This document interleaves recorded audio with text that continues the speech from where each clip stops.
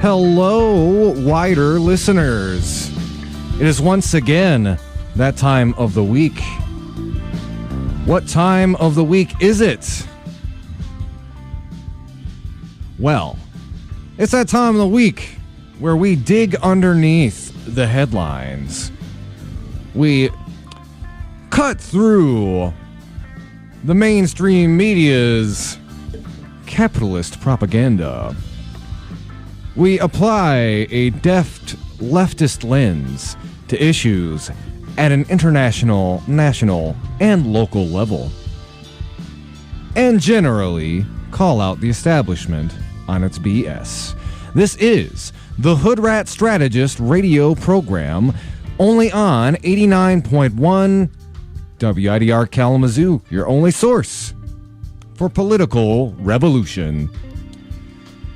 Well, we've got a lot coming up on the show today. We're going to be talking about some very important union and striking activity going on, and our neighbors to the west and our neighbors to the east, Detroit and Chicago. We've got a lot of really important local news today, up to and including some updates on your local anti-fascism.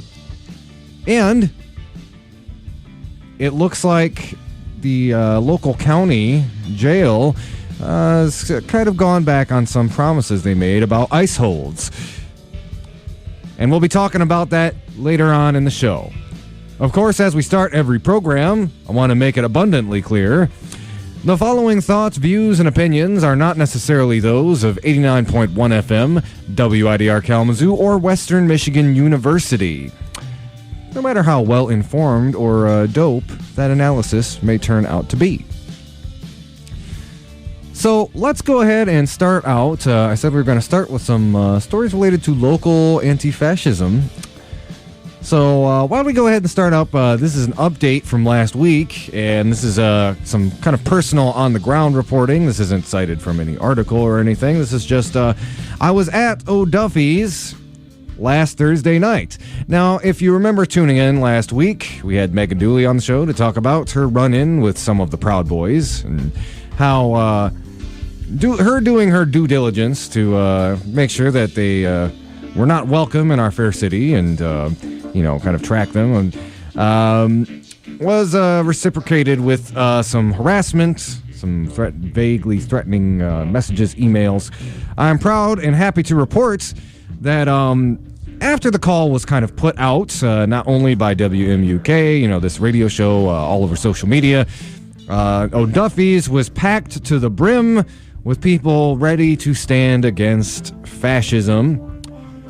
And because of that, directly, as we kind of, from certain reports, we found out, because there was such a large crowd over at O'Duffy's, people proud to stand against the Proud Boys. Proud Boys didn't actually show up. We did get some unconfirmed reports that they had gathered somewhere in the city, but and had kind of sent out people to check out O'Duffy's and see how many folks were there. And guess what? There was just too many for them to feel safe doing their trollish shenanigans. Of course, overall message of the evening is, this is our neighborhood, this is our local bar. They show up, make sure they get the heck out of Dodge, but other than that, try not to escalate. But as I said, everybody who was there Thursday night should feel all very proud of yourselves. There's safety and strength in numbers.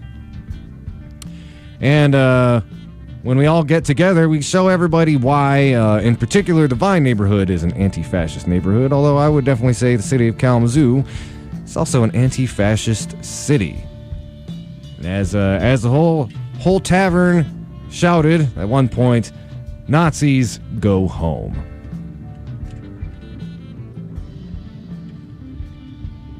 Speaking of Nazis, I wanted to follow that up with a story, pay some very important tribute to another local anti-fascist who, when we think a lot about people who take a stand against fascism, what comes to mind in our modern context, people out there protesting in the streets, our black bloc brothers and sisters and non-binary folk out there taking on the fascists head on.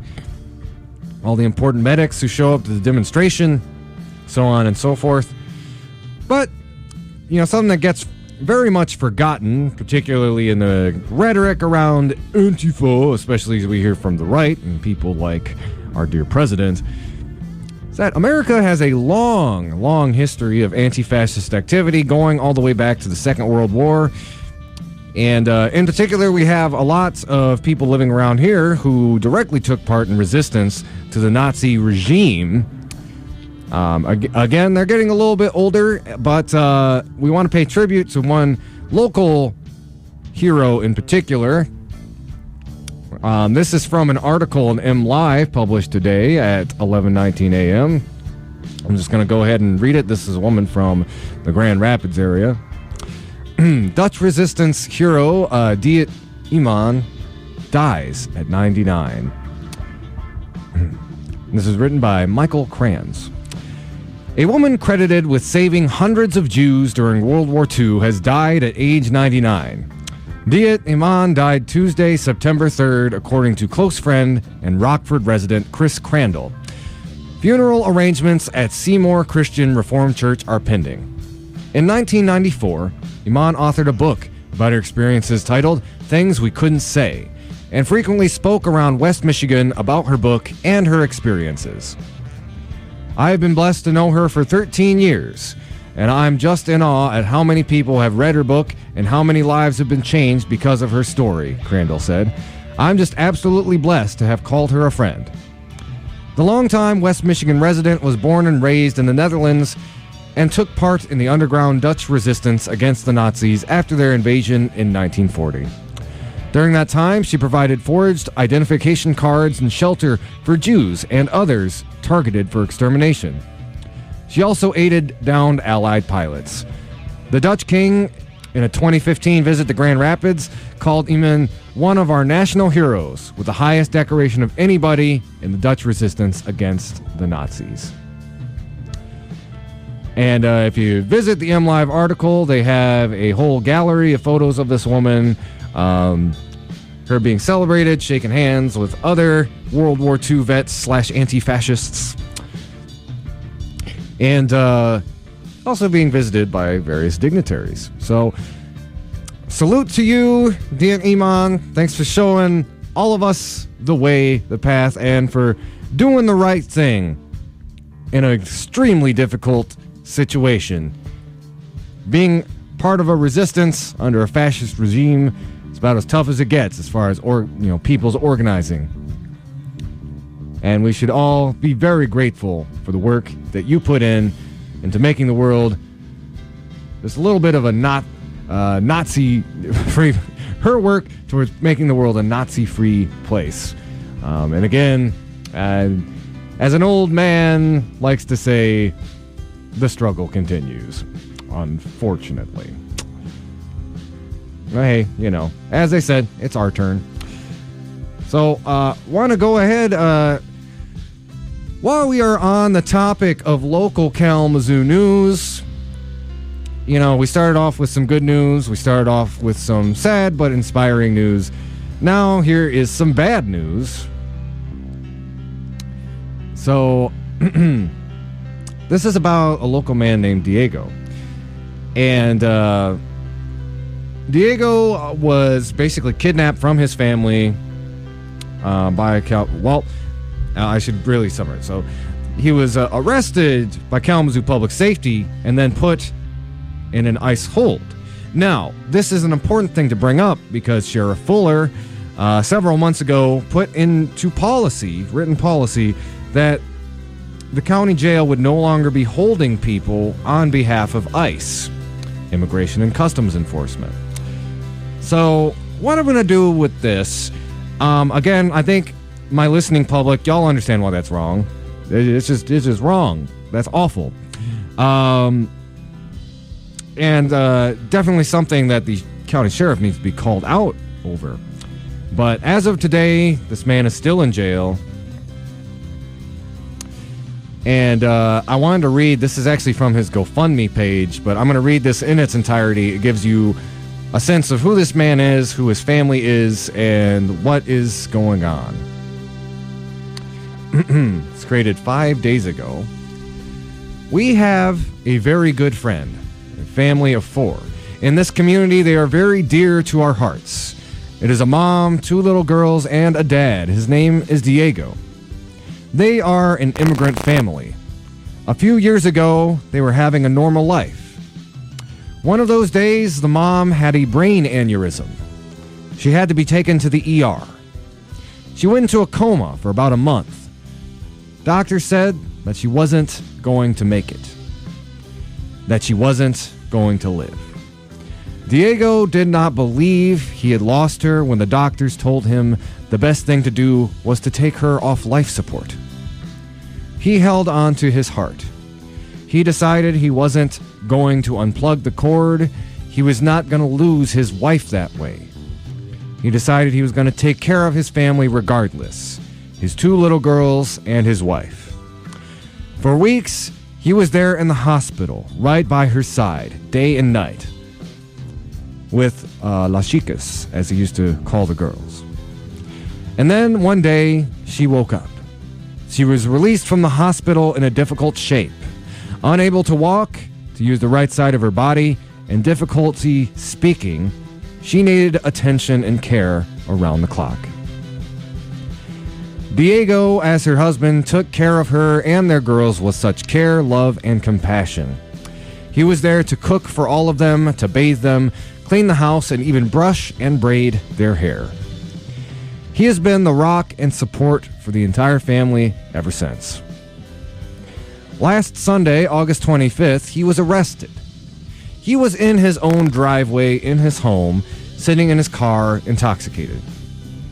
Kalamazoo Department of Public Safety was called and he was taken to the Kalamazoo County Jail. Because of the no ICE hold policy that was written by the sheriff, we never thought he would be held for ICE. But he was. Despite the policy written by the local sheriff, Diego has held for more than 6 hours waiting for ICE. ICE came. They took him to Calhoun County Jail, and he is currently placed in deportation proceedings. His wife and children are currently being taken care of by a family of hers outside Kalamazoo. Again, if you are interested, there is a GoFundMe going for the family. They have certain particular needs.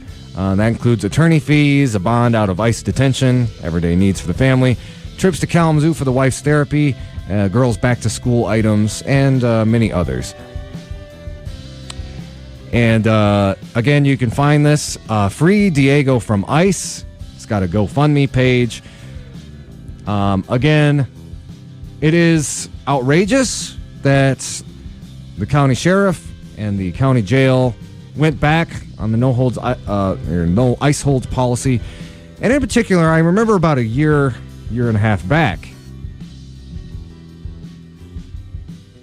this was related to be a friend who attended a Kalamazoo County Democratic Party meeting. And basically the argument he tried to make was that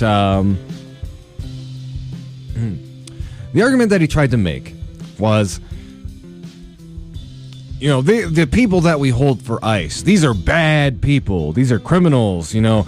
These aren't innocent folks who just don't have the right documentation or who are here extra legally. These are bad hombres, as our dear Orange president would say. Now, after everything I just told y'all about Diego, does this sound like the kind of criminal that needs to be deported? Does this sound like a man who should be separated from his family? Well, personally, I don't tend to think so. And again, 2 things you can do. There is that GoFundMe. There's also, there is that GoFundMe. There is also the county sheriff. And as you are wont to do, you can always drop them a line and tell them how you feel about this situation. So I'm going to take a little bit of a break. Just kind of so I think what I'm going to do, I'm going to read off the concert calendar. which I haven't been doing for a while. I really need to get back into the flow of doing that. Usually we have a lot of back and forth conversation here on the show. Been going solo the last couple of weeks here, so bear with me. But wanted to make sure y'all knew about a couple things going on this weekend in our lovely DIY community. Sack Squad and the Bridge Band, Sasha Battle and Honey Monsoon are going to be at Bell's Eccentric Cafe on Thursday, September 5th, 8:30 p.m. On Friday, September 6th, Pretoria, Mick Weakerton, Charles the Osprey, and the Garbage Guys are going to be over at Shakespeare's. That starts at 7 p.m.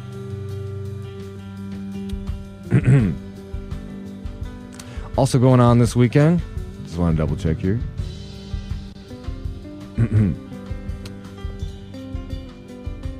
I believe there was another show going on this weekend. Where is that? Oh, that's right.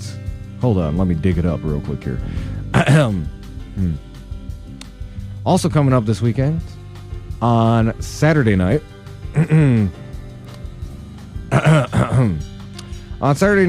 over at Shakespeare's Lower Level at 8 p.m., Drugs in the Carpet, The Holy Warheads, and Evildoers. That show starts at 8 o'clock. So with that, I think we're going to go ahead. We're going to take a quick little break.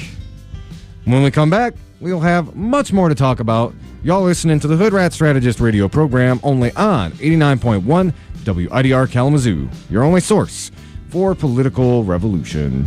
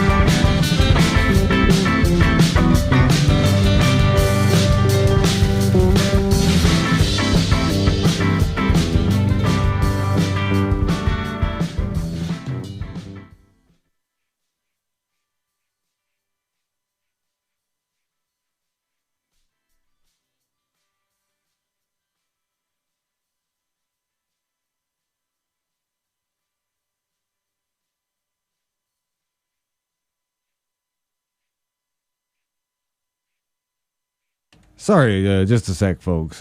Had some issues with the computer here. I'll have everything going in just a sec. WIDR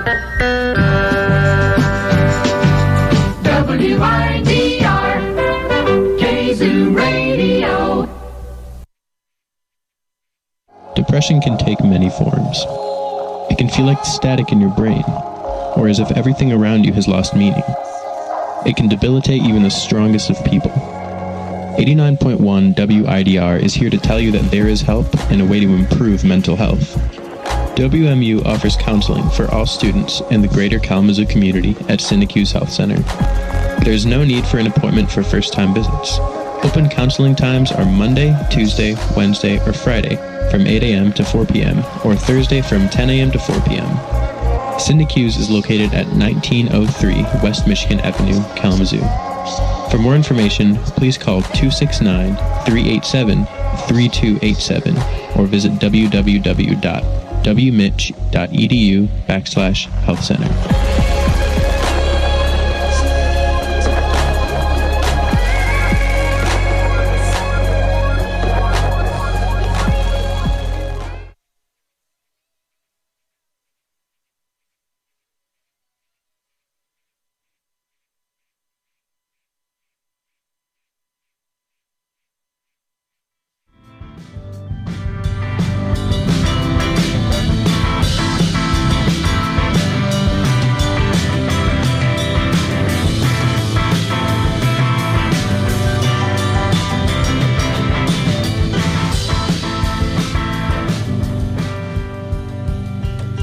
Welcome back. This is the Hoodrat Strategist radio program, only on 89.1 WIDR Kalamazoo, your only source for political revolution. Sorry. So now we're back. I want to give some updates. We've been talking a lot about the Amazon fires in the last couple of episodes, and I wanted to share at least a little bit of good news. Occasionally the pendulum of capitalism will swing in the right direction. Something I often tell people too. We talk about capitalism in general. It's the problem with it isn't necessarily that it's innately evil. It's that it's amoral. It's that it doesn't really have a moral compass unto its own. It'll just kind of follow where the money is. But, sometimes different capital interests have, diametrically opposed interests. And in this case, we're seeing certain corporations that are putting pressure on Brazil over what they're doing to the Amazon rainforest. While, of course, a big ag couldn't be happier to see the forest burning down. But there are other corporations that aren't really so happy about it. So let's see what these corporations are going to be doing, because as we saw last week, the richest governments of the world offered basically a few nickels in the bucket, 20 million with an M. Then again, the fascist dictator Jair Bolsonaro, or would-be dictator, I should say, decided to decline. Well, because again, he wanted to started on purpose. That was such a weird, I feel like so many liberal elites just have this cognitive dissonance. You had people like Leonardo DiCaprio who's like, I will give all this money to save the Amazon rainforest, and the G8, G7 is like, we'll give $20 million at it. It's like those very same people were, Wall Street Journal gave him an endorsement before he was elected, and it's anybody. If I can follow this news, then they can as well. And fact of the matter is, it's like you had to know the president, Bolsonaro, was going to turn that money down. I mean, he's the guy who literally, encouraged the fires to start in the first place. So, anyway, okay. So let's read this story. This is from The Guardian. Corporations pile pressure on Brazil over Amazon fires. Asset managers, pension funds, and companies halt deals and stop buying bonds. Financial pressure is growing on Brazil over fires in the Amazon and the far-right president's belligerent response to them. Asset managers, pension funds, and companies have issued warnings, halted deals, and stopped purchases of government bonds. The U.S. clothing company VF Corporation, which is behind brands including Timberland, Kipling Bags, and the North Face, has suspended Brazilian leather purchases, and Norway's two biggest investors have warned global companies against contributing to environmental damage. Fitch Solutions Macro Research, formerly BMI Research, issued 2 reports warning of increased scrutiny and economic risks after the fires, which numbered 29,000 in the Amazon biome in August, the most since 2010. Fitch said, "We believe that international concern over deforestation in the Brazilian Amazon basin will create headwinds to export demand and investment inflows."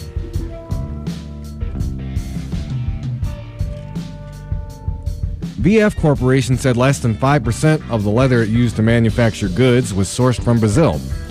But the symbolism of the decision by such high-profile brands was not lost on market specialists. "The disaster has already been done to the environmental image," said Fabio Silveira, a director and partner at Macrosector, a Sao Paulo financial consulting outfit. "That means that the cost lenders put on Brazil's environmental risk, previously regarded as close to zero, just went up." He added, "Brazilian companies and the Brazilian government lose. Nobody can deny international banks put a cost on environmental risk." The emerging market debt team at Scandinavia's Nordea Asset Management quarantined Brazilian government bonds, meaning they would no longer buy but only sell. It said President Jair Bolsonaro is expected to weaken environmental protections to accommodate extractive activities, agribusiness expansion, and development of large-scale infrastructure projects. "We have come to conclude that these risks have materialized." Theed Rust, the head of Nordea's emerging markets debt team, voiced concerns over an important trade deal agreed between the South American trade bloc, Mercosur, and the European Union that still needs to be ratified.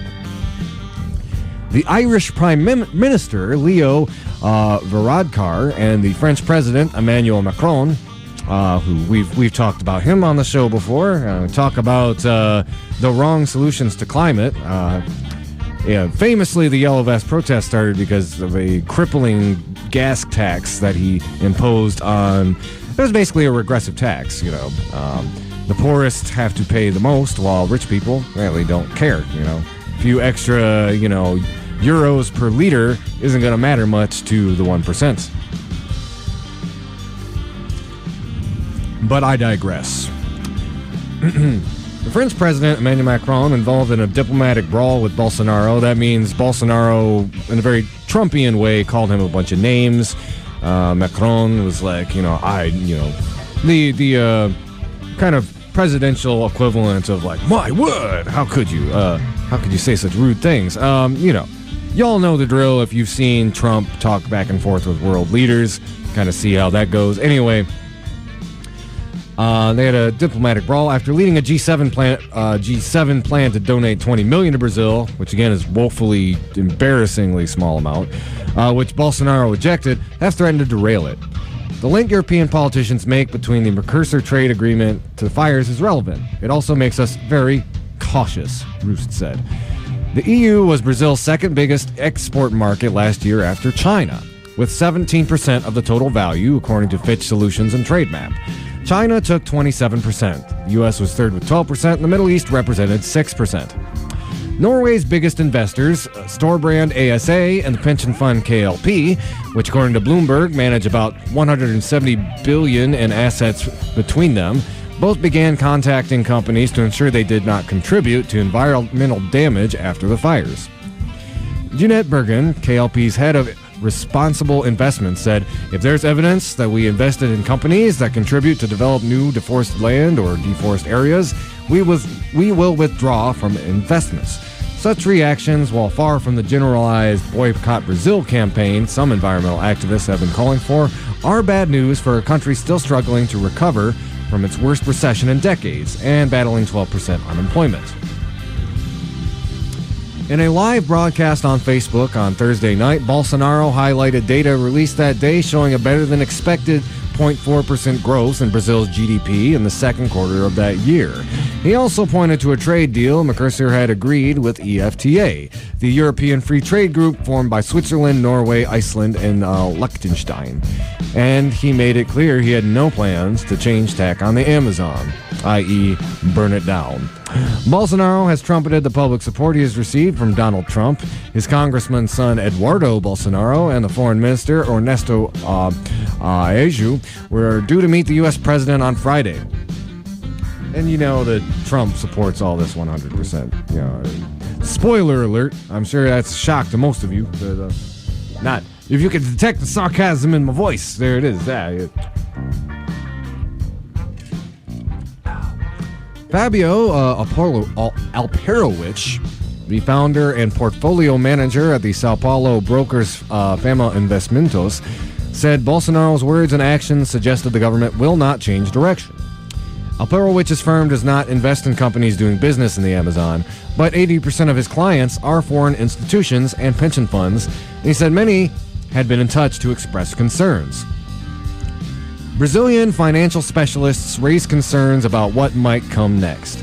More and more investors look beyond quarterly results and concern themselves with how sustainably companies operate, said Mauro Cunha, the president of the Brazilian Association of Capital Market Investors. A negative perception of Brazil in this area could even prompt big international funds to disinvest, impacting on the price of Brazilian assets.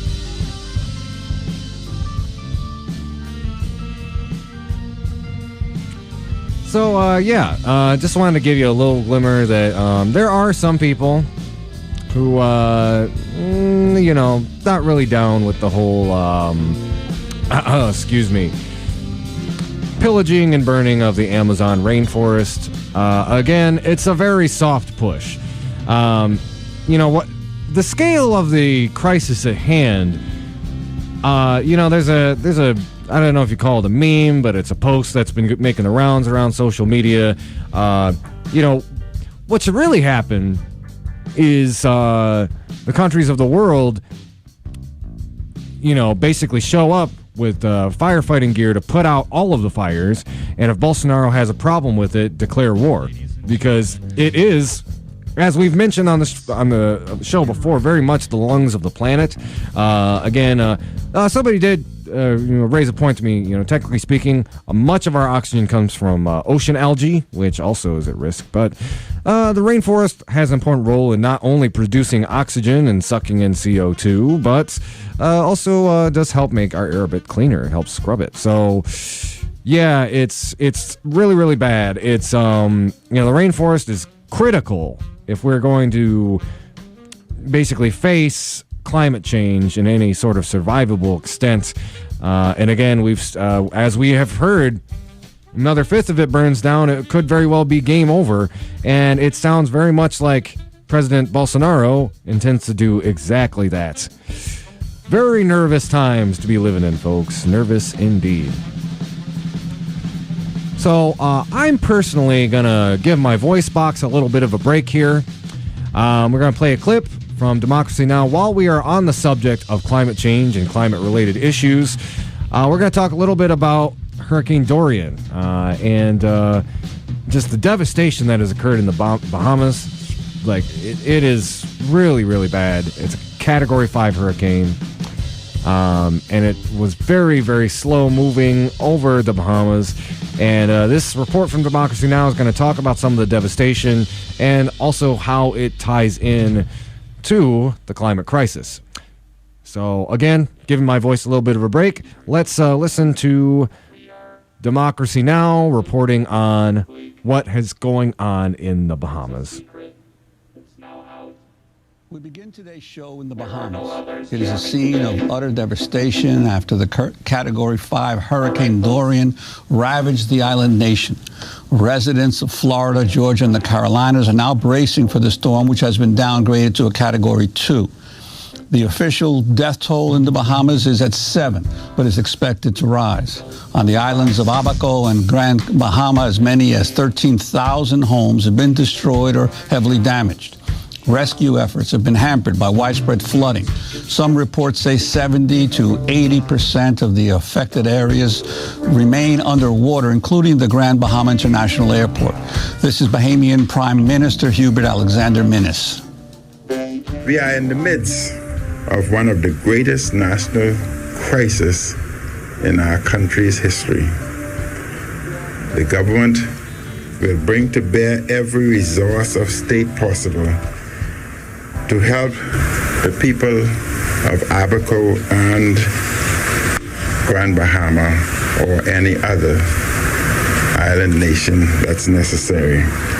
No effort or resources will be held back. Bahamas Red Cross and other relief groups are scrambling to help survivors. They need every piece of help they can get. It is it's devastating. It's heartbreaking when you look and see the initial videos that are coming out of there.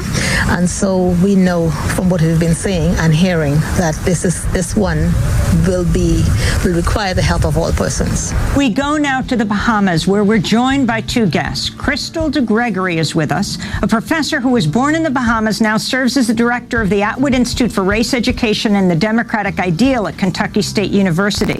She's joining us from Freeport in Grand Bahama. Also in Freeport, Sam Teicher, the founder and chief reef officer for Coral Vita, which is based in Freeport, Grand Bahama. We welcome you both to Democracy Now! Under these severe conditions. I wanted to start with Crystal DeGregory. You are Bahamian. You were just visiting your family when the hurricane made landfall. Can you describe the scene and what's happened to your family there? It is devastating. The toll of the hurricane is truly indescribable and unprecedented. Much of the island is under flood water. Professionals and deputized citizens alike are still out in the field attempting to rescue those in distress. And again, it's just pretty mind-boggling because this is not supposed to happen to these areas. These are inner community, they are suburbs, if you will, not sea-facing properties, and so we really otherwise thought them to be safe. What happened to your sister and her family? Yeah, it was just crazy. The call came in that, the water was rising. It was soon to be at their step. And then the next call came in that their neighbor's house had taken in substantial water, that they had sought refuge with my sister, but that the waters in her house were also rising several feet really quickly, almost at once. It was like flash flooding. It was, virtually dry or just relatively wet, and then they were just flooded. And I tried to no avail to use every resource of social media and the public and people actually in the United States calling back into the Bahamas to try and get them some recourse. But again, they needed a boat. I mean, no truck was big enough, tall enough to wade through waters which were anywhere from waist deep to chest high. And so they had to wade through those waters themselves and sought refuge with a neighbor, which is where they bunkered down, some 20 of them, Sunday or Monday night. I don't even know what day it is, so I don't even know what day that was, unfortunately. We're also joined by Sam Teicher, the founder and chief reef officer for Coral Vita. Could you talk about your experience during the storm and in the aftermath now that the storm has passed? What's been the government recovery or rescue operation? Yeah, thanks for having us during this story. The Bahamian people really are going to need a lot of help. I was very fortunate to be located on the south side of the island. I was on a canal system, so we were definitely worried about storm surge, but we were in a strong house and were able to weather it. We had a few friends hunkering down with us. Couldn't really venture outside for most of the storm. It was relentless, nonstop wind, rain, but I somehow walked that had hundreds of people in it, and constantly getting videos, seeing flooding across the island, hearing stories of people fleeing into attics and often into roofs, and being, fortunate here to not have to deal with that, but also being trapped and not being able to help. That is now the sort of focus, is rescue. Once we were able to, we had a pickup truck, and we had some supplies, power tools. So my friends Joe and Luke, yesterday we went out. We delivered fuel to teams that had been lent jet skis that were being used for rescue operations. There's definitely a shortage when it comes to fuel, water, food, medical supplies, diapers, hygienic products. As soon as I get off the phone here, actually, I'm going to go back out with Joe and Luke there right now, trying to get a family we couldn't get to last night that has a small kid who had been trapped on the north side of the island, kind of near the airport. So it's, from what I've seen now that the storm's passed, we've been out there. As Crystal was saying, it's utter devastation, and Bahamians, people are really resilient and incredible, but they really need help from the outside world now. And Sam Teicher, when Hurricane Maria hit Puerto Rico a couple of years ago, virtually all the electricity and cell phone service went out. What is the situation with basic utilities right now? Is there any electricity across the island? And you're obviously having cell phone conversations, so you're able to get through.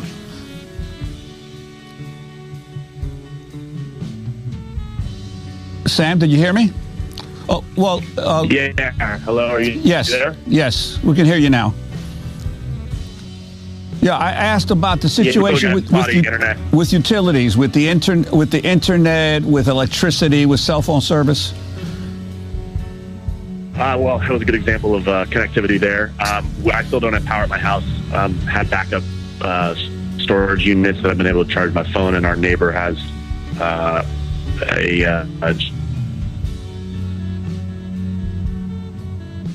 generator. Sam, we're going to go to break, and we're going to reconnect with you to try to get an improved service. We really also want to ask you about your work there and to draw the map of the Bahamas for us. I mean, this archipelago of 700 cays and islands might surprise people, might think of it as one or two islands, but also what's happening to the coral reefs.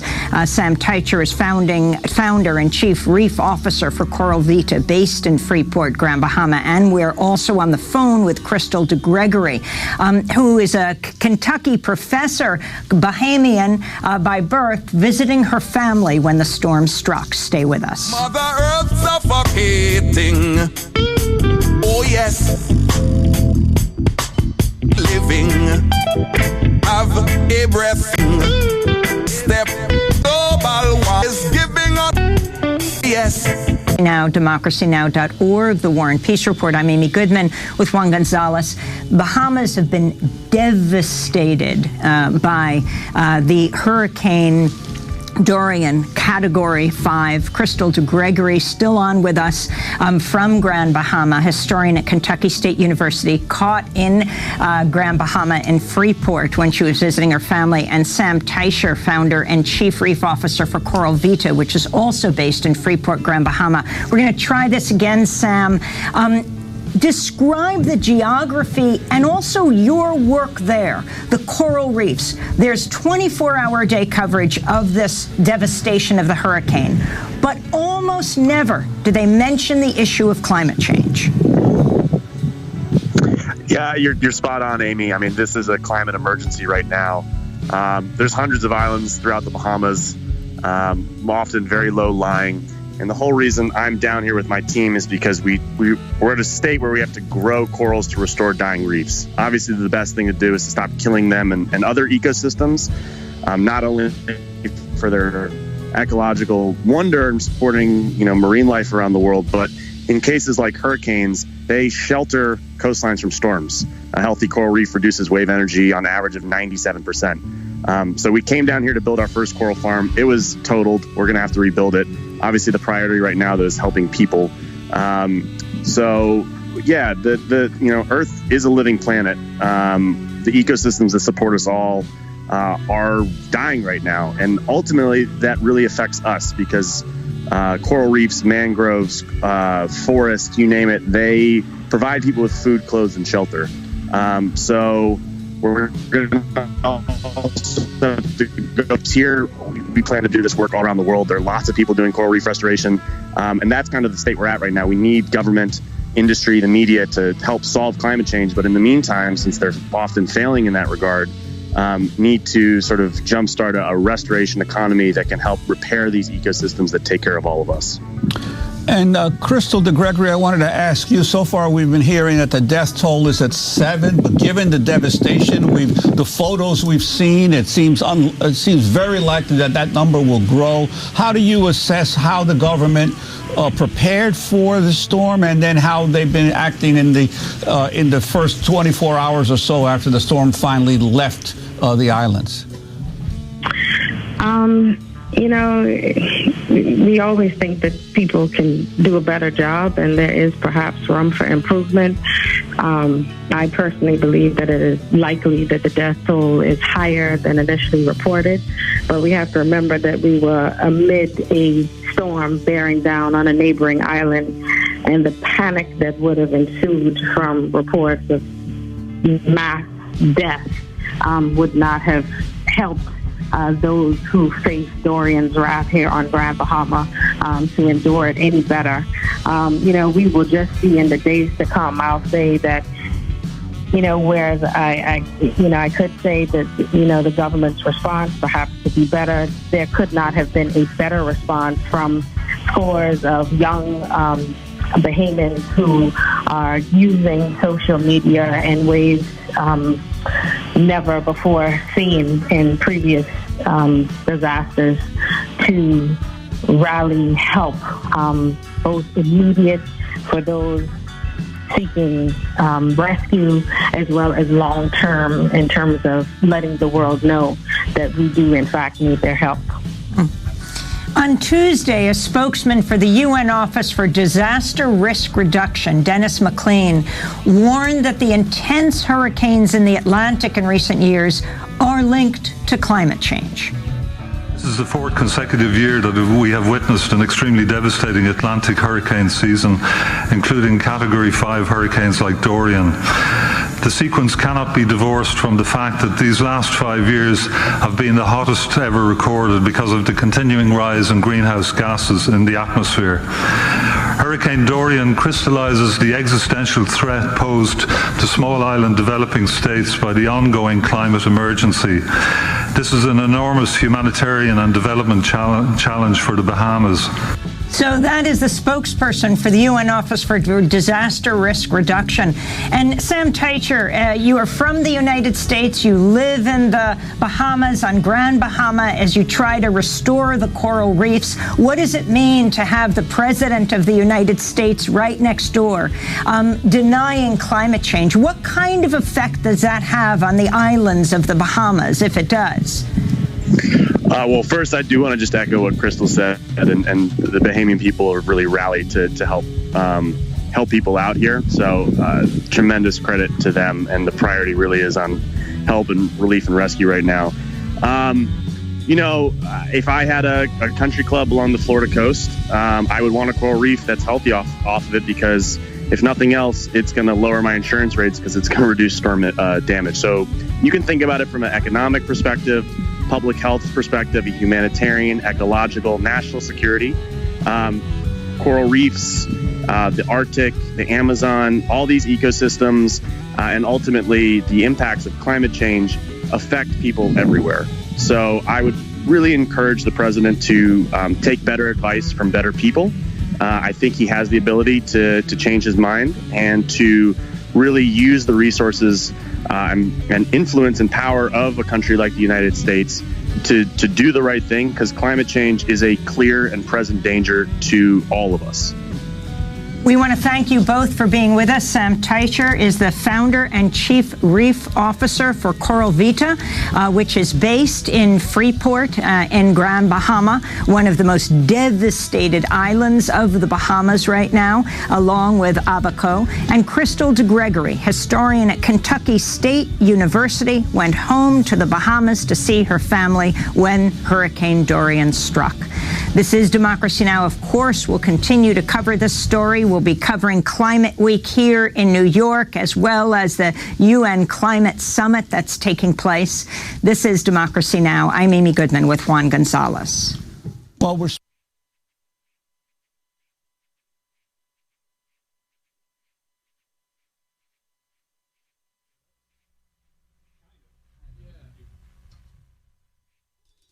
So again, that was a clip from Democracy Now! They were basically doing a deep dive into just the devastation going on in the Bahamas right now because of Hurricane Dorian. Just some things I would add. Hurricane season over the last 5-10 years it's lasted longer and longer, and the occurrence of extreme Category 5 hurricanes has also shot up dramatically. They're becoming increasingly common during hurricane season. And that means we're basically facing a multi-billion-dollar devastating environmental disaster at least once, twice, sometimes 3 times a year.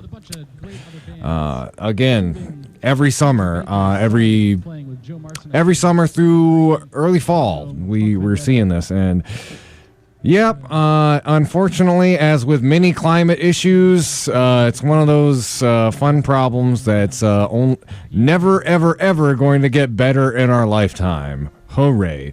So, I think with that, let's go ahead and go to break.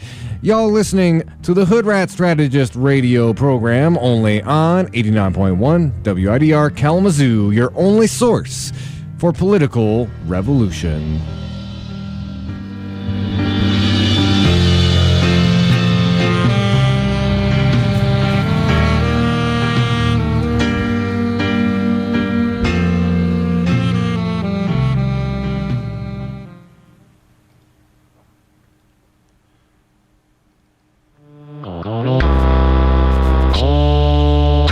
You're listening to WIDR 89.1 FM. Robot, oops, me. Radio Evolution. Stay tuned.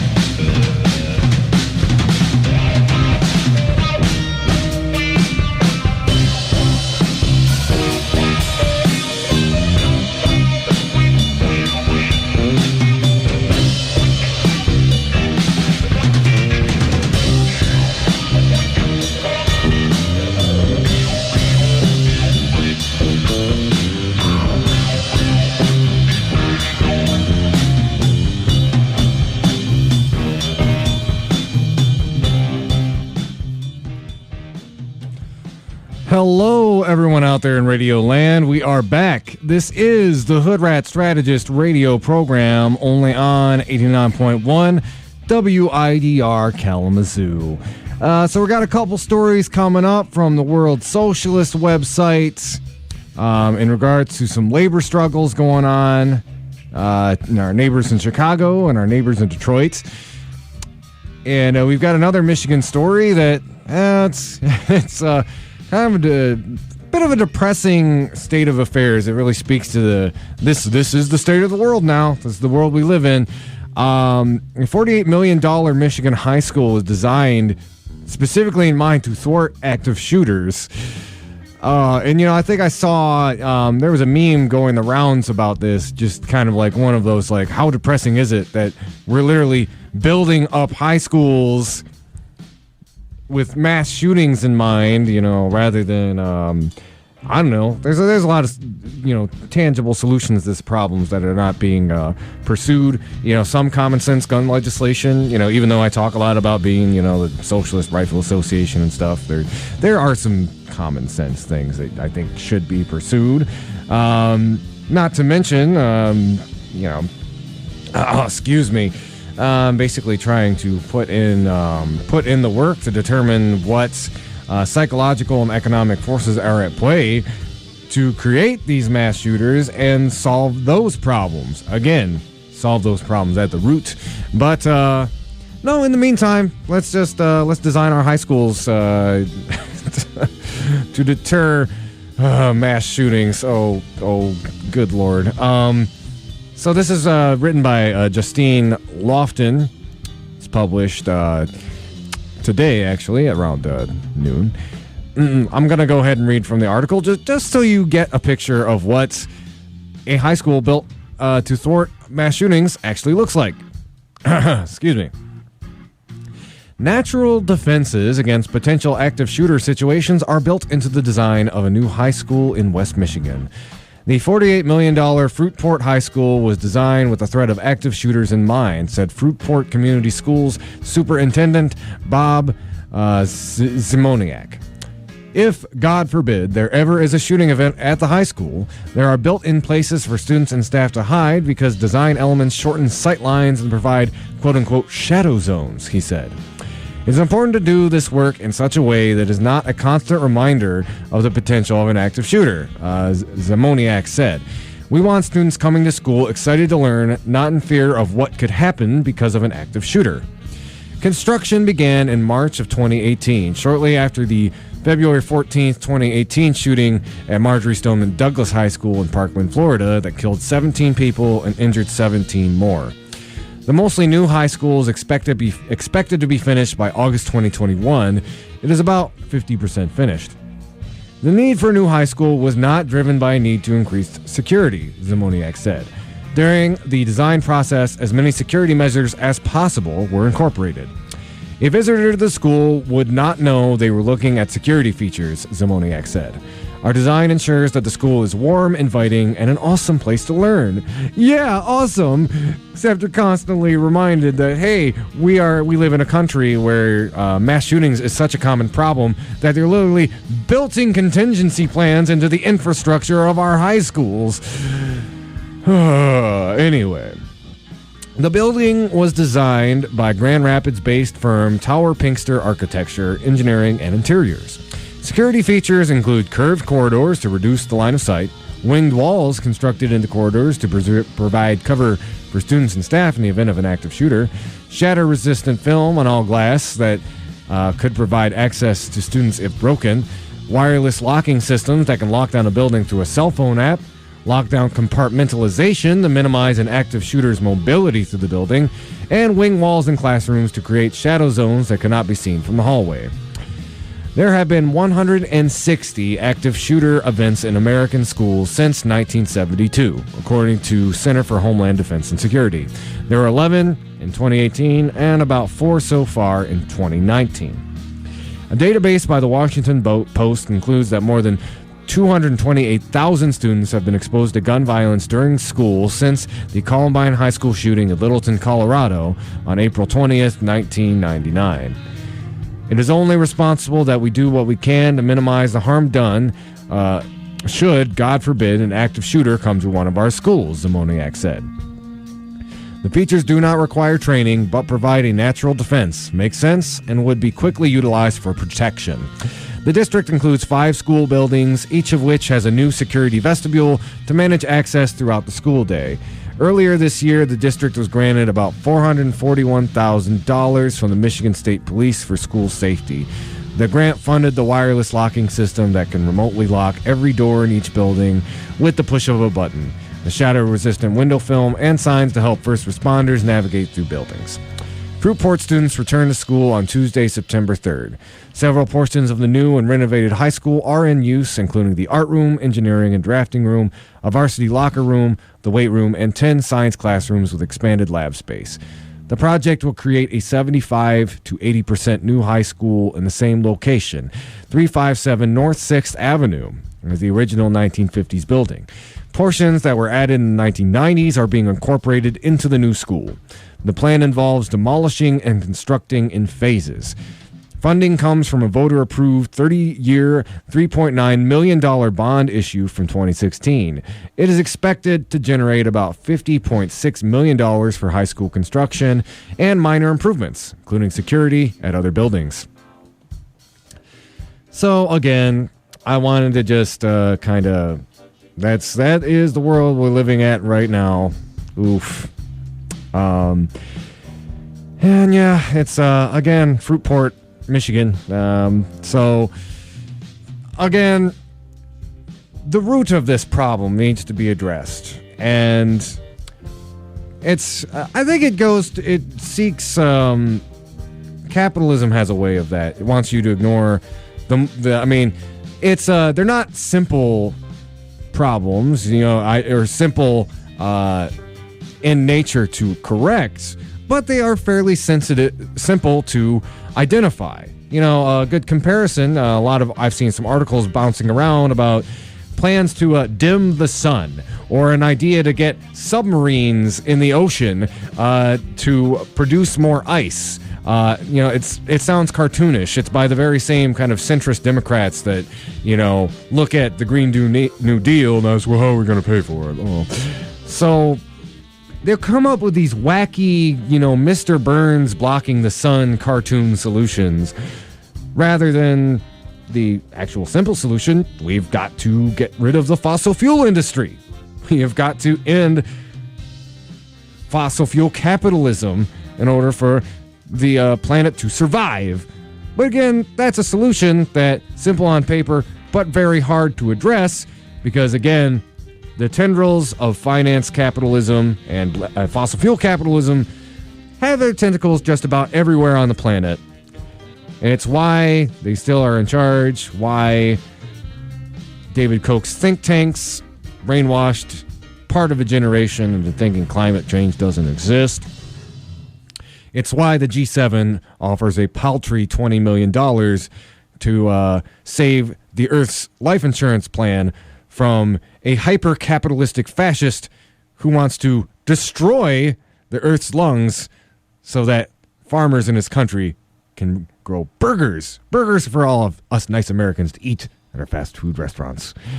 Oh, what a world, to quote that wicked old witch. So, with that, let's go ahead and move on. We've got 2 stories about labor struggle that are both inspiring, frustrating, but something we should definitely take a word from. Both of these articles come from the World Socialist website. I think I'll go ahead and start with our neighbors to the west, since I was just talking about the Wicked Witch. And there are definitely some Wicked Witches and Warlocks in charge of the Cambria Hotel chain. By the way, no offense to all of my good witches and warlocks out in the community. I'm talking about those. I'm sure the capitalists, you've got a few of them, But anyway, this is published the World Socialist website today, written by Benjamin Mateus. Chicago Cambria hotel workers continue strike. 1 year after a walkout hit 26 hotels in Chicago and approximately 6,000 hotel workers struck mega corporations Marriott, Hyatt, and others, workers at one property, Cambria Hotel, remain on strike isolated by Unite Here Local 1. The Ohio Public Employees Retirement System owns the Cambria Hotel and is managed by Fillmore Hospitality. OBRS itself is overseen by a board that includes representatives from the Ohio AFSCME, sometimes called AFSCME, and Service Employee International Unions. What began last year as a strike at Chicago hotels expanded to include 23 hotels across the continent and into the Pacific as hospitality workers walked out in Detroit, Boston, San Diego, San Jose, Oakland, San Francisco, British Columbia, Maui, and Oahu. The workers struck to oppose poverty wages, cuts to healthcare benefits, and work speed up. The only statement on the Cambria strike posted on Unite Here's website dates from July 17, 2019. It reads, "Workers tell Ohio pension system, your hotel strike hurts Ohio pension investment." They have estimated that 10 months after commencing the strike, at least 17 organizations or events have canceled room blocks, relocated events, or removed the hotel from their promotional sites. They estimate this has cost the hotel $300,000 in business. The statement amounts to a plea to the hotel owners to end the strike by appealing to their sense of fiscal responsibility and profit-seeking. The union has enlisted the aid of Ohio Democratic Representative Bridget Kelly, herself a longtime union official, and Ohio AFL-CIO President Timothy Berger to pressure OPRS. It did not point out that OPRS is managed by an 11-member board that includes at least 6 union-appointed representatives.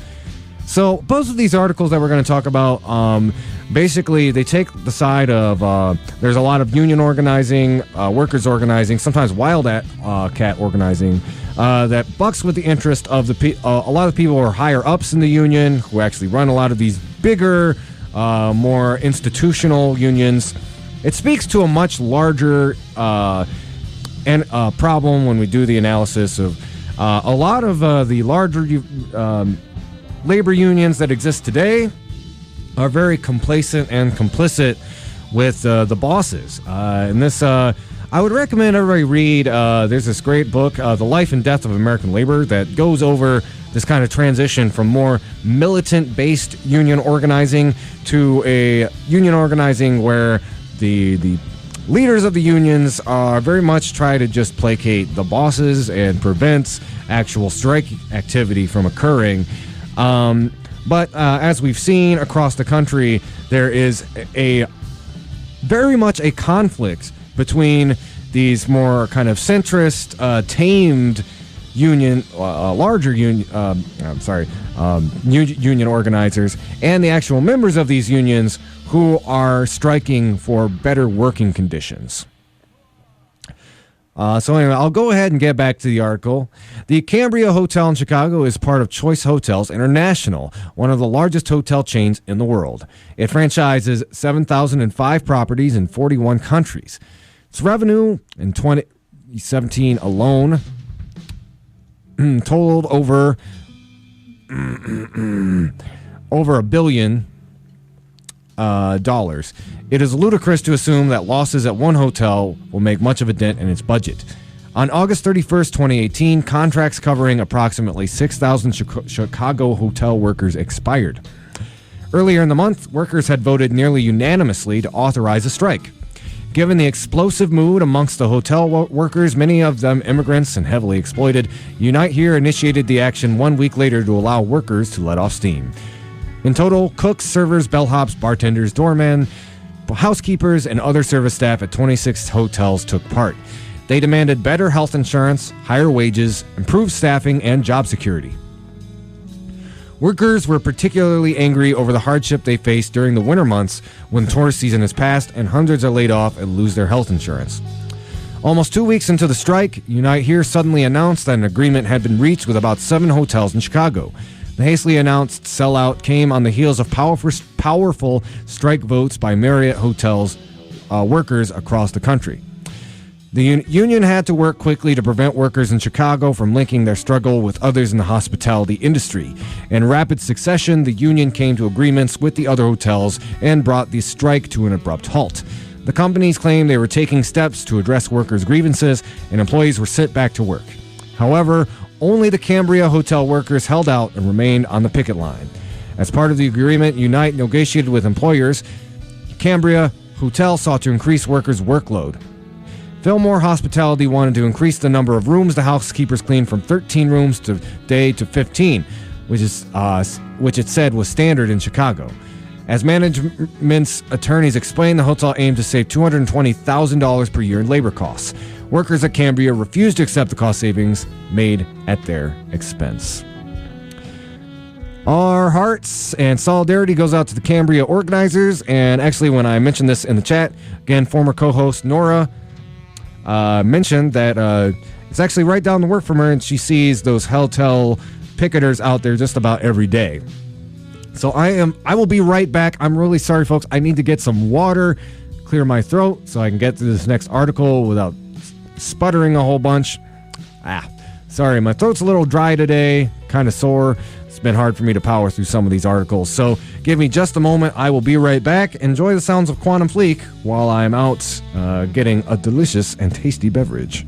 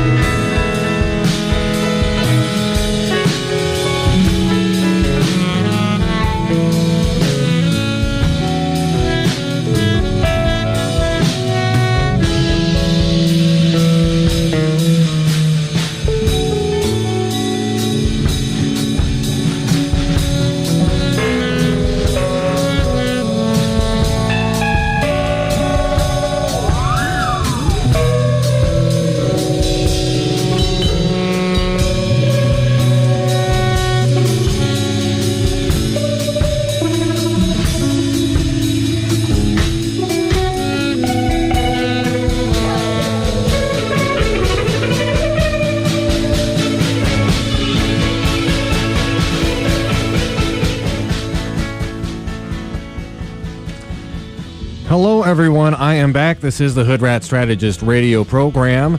Now, here's our second story about organized labor struggle. Again, this one also comes from the World Socialist website. And it's a very similar struggle. Some criticism towards the UAW about basically not following in line and being as militant as the base of its union workers. And just some updates about what is going on with the strikes over at General Motors. So, this is out in the Detroit area. This is published today by Jerry White. It is less than 2 weeks before the September 14th contract expiration for more than 155,000 U.S. workers at General Motors, Ford, and Fiat Chrysler. Auto workers have registered their determination to fight for substantial improvements in wages and conditions with a nearly unanimous strike authorization vote.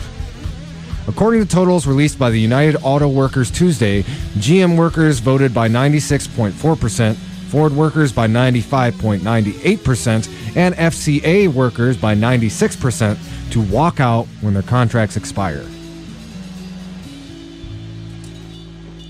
Workers at all the automakers, more than 80 manufacturing facilities, gave an overwhelming mandate for the first national strike since the Ford walkout in 1976.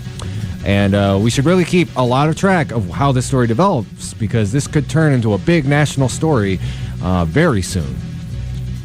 As it's going to talk a little bit about, there's been pushback from some UAW leadership, but please remember, the famous teacher strikes that happened in a lot of the Republican states, those were all wildcat strikes. The teachers' unions did not actually want them to happen. Could we possibly see something similar with auto workers in Detroit? Well, time will tell. But let's go ahead and read more from the article first.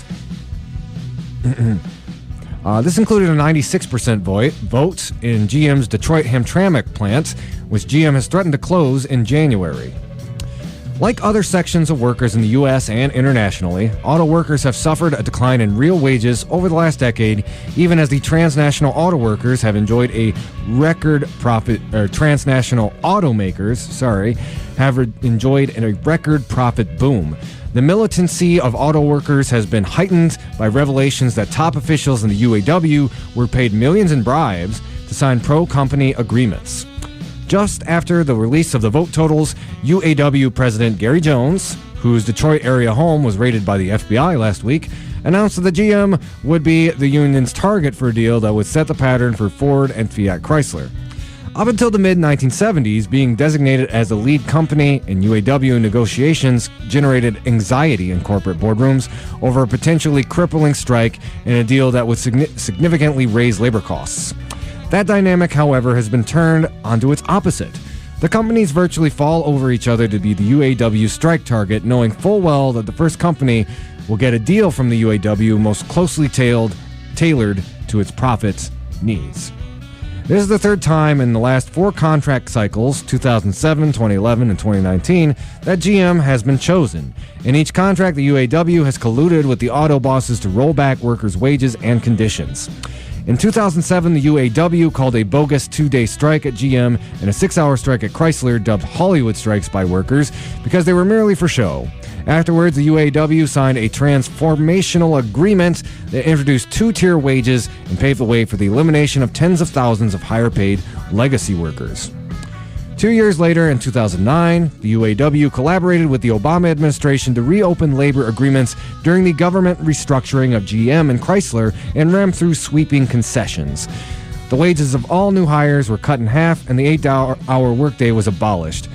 The UAW accepted a 6-year ban on strikes and the destruction of thousands of jobs. In exchange, it was handed control of the multi-billion-dollar retiree healthcare trust, largely funded with corporate stock. Yeah, keep in mind, when we talk about the automotive bailout, and even a lot of people on the left hand Obama credit for that, it wasn't the workers in these plants who primarily benefited, it was the owners.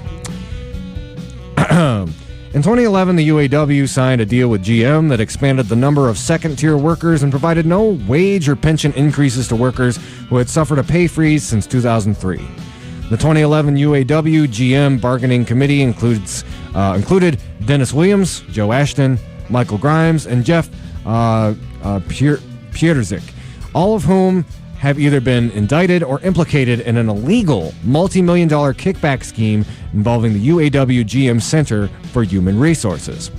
In 2015, the UAW chose Fiat Chrysler, the weakest financially of the big three, as the lead company. However, FCA workers revolted and defeated the contract by a 2-to-1 margin. This was the first UAW-backed national agreement rejected by workers in 3 decades. The UAW responded by launching a campaign of intimidation and fraud to get a second FCA deal passed, along with similar contracts at Ford and GM. The contracts limited labor cost increases to below the rate of inflation, imposed an 8-year grow-in period for new hires to reach top wages and medical benefits, sharply increased the number of temporary part-time workers, and facilitated the closing of factories. 6 of the top 8 UAW Chrysler negotiators, including UAW Vice President Norwood Jewell, have since been indicted or implicated for taking illegal bribes. The GM deal was pushed through by UAW Vice President Cindy Estrada, who ignored the no vote by skilled workers and ratified it anyway. Estrada, who is also being investigated in the UAW corruption case, is now head negotiator for the UAW FCA department. Last November, GM announced that it would not allocate new products to It would not allocate new products to 5 North American plants and would lay off 14,000 production and white-collar workers. The UAW and its Canadian counterpart, Unifor, responded with a filthy anti-Mexican campaign aimed at diverting anger from the corporations and the unions, which has claimed for decades that endless concessions from workers would quote-unquote save their jobs. 3 of the factories, the historic Lordstown, Ohio assembly plant and 2 transmission plants in Baltimore and the Detroit suburb of Warren, have already been closed. In May, Unifor cut a deal to keep a few of the 100 of the 2,900 plants employed at the Oshawa, Ontario assembly plant, where 20,000 GM workers were once employed. The remaining factory, the Detroit Hamtramck assembly plant, GM's only factory inside the former Motor City, is scheduled to close in January.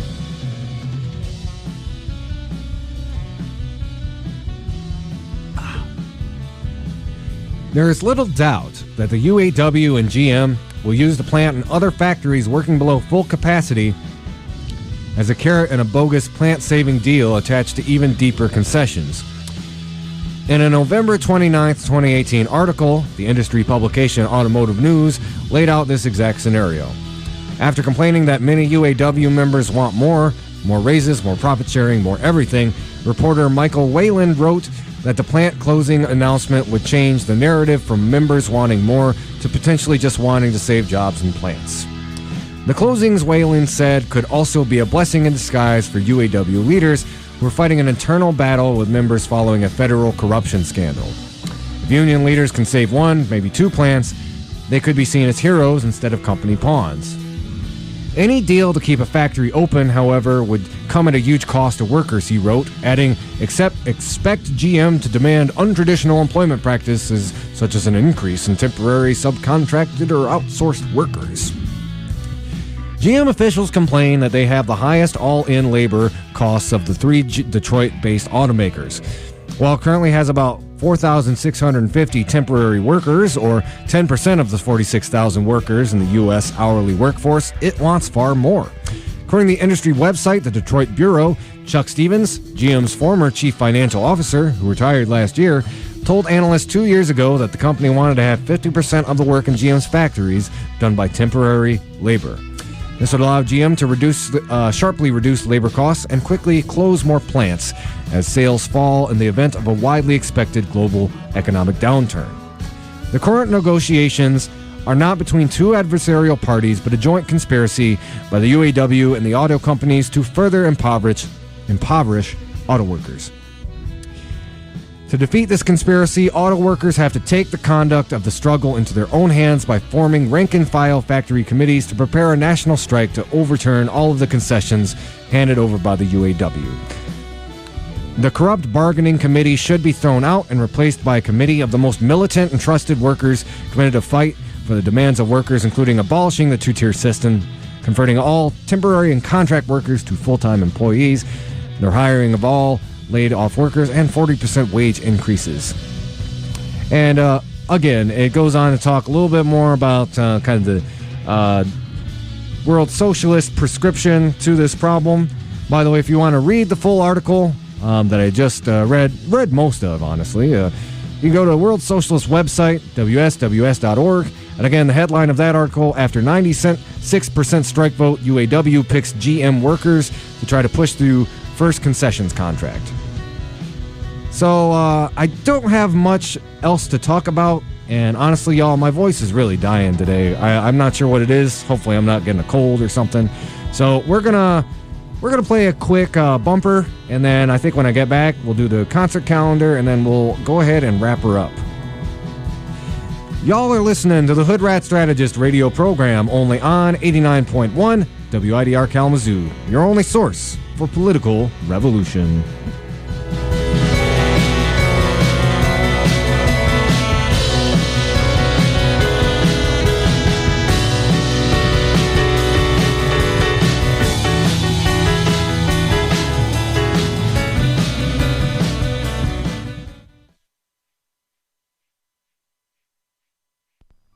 I hated the colonel with his wee, beady eyes. and that smug look on his face. Oh, you're gonna buy my chicken. Oh. 89.1 FM, WIDR.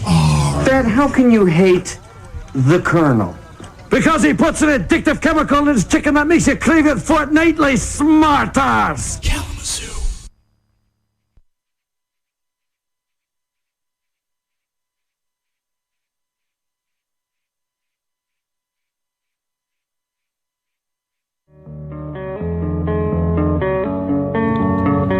It may not be apparent, but hunger is a rather prominent issue amongst the student body of West Germany. The Invisible Need Project is a multifaceted initiative that's aimed to help struggling students. Every 2 weeks, generous people donate their food to the pantry located in the Fawn Student Service buildings or other drop-off locations. All you need to do is grab a reusable bag and grab whatever food you need to help sustain yourself. If anyone's unsure when their next meal will be, or if you have a little extra food you'd be willing to donate, the food pantry is your place. If you're looking to help donate, become a volunteer, or just learn more, call 269-387-4742 or email dosa-inp@wmich.edu for details.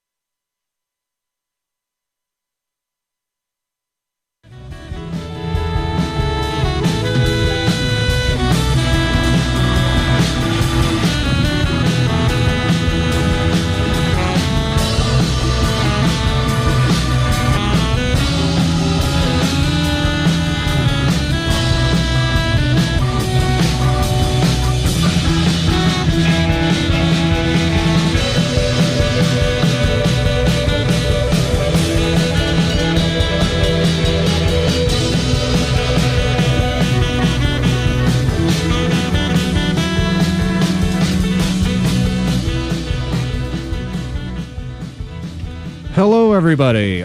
Just a few more minutes here on the program. Excuse me. So let's go ahead. I wanted to talk a little bit about. Not talk about it. Just here's the activist calendar for this week. Until 9:30 p.m. It's actually going on right now. There's a climate change town hall watch party that's over at Central City Tap House. Go check that out. Coming up on Friday, September 6th, over at the Community Presbyterian Church, they're having their second annual So Long Summer Neighborhood Social. That's going to be from 5:30 p.m. to 7:30 p.m. on Friday, September 6th.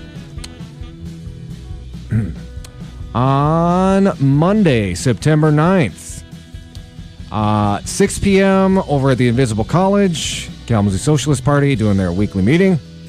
And then at 7 p.m. until 8:30 p.m. over at the Vine Neighborhood Association, Southwest Michigan Democratic Socialists of America will be having their meeting, again, over at the Vine Neighborhood Association. Yeah, that's about it for this week. Again, I want to thank everyone for tuning in to the program. Sorry to cut out a little bit early, but, we went through most of our material, and there's just, my throat's killing me. I'm sorry, y'all. But I just want to make sure everybody knows, you can go to the Hoodrat Strategist radio program on YouTube or Facebook to listen to all of our episodes anytime that you would like. And again, we usually post that the following morning or sometimes the evening after the show. So until next time, all my wider listeners, keep on fighting for that revolution solution.